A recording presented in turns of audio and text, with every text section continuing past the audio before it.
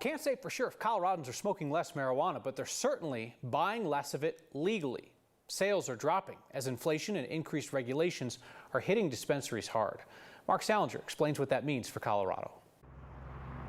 There's a certain number, an entire day, that keeps Weed World moving. In Weed World, we refer to 420 as Green Friday. 420 2023 was hazy at best. This 420 was the worst we've seen in 5 years. The high times in Colorado are wearing off. We just didn't see the sales, and that's big problems for the industry. Truman Bradley is the director of the marijuana industry group in the state. Here are the numbers. In April of 2023, people bought $131 million worth of weed. That's down from more than $153 million in April of the year before.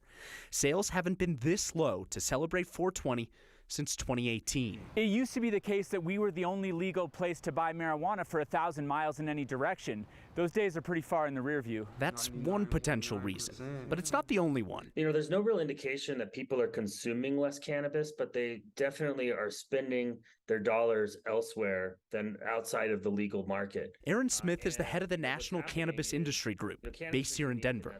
He says people aren't necessarily buying less weed. They're just buying less weed legally.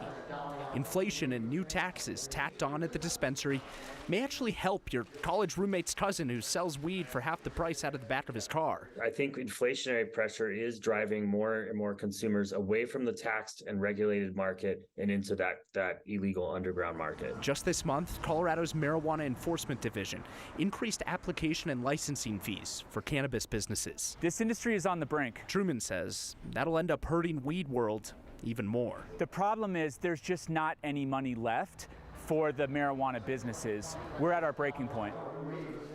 So this is really the first prolonged downturn that we've ever seen in Colorado's marijuana industry, mainly because it's so new. Sales last year dropped $460 million compared to the previous year. That's according to the Marijuana Industry Group.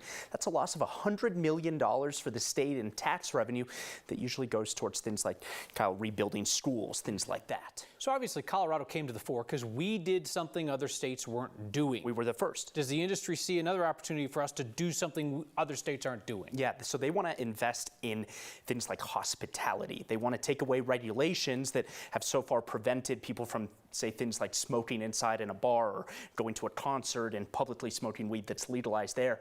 They want events and hospitality to bring tourism specifically for marijuana here. All right, Mark Salinger, thank you.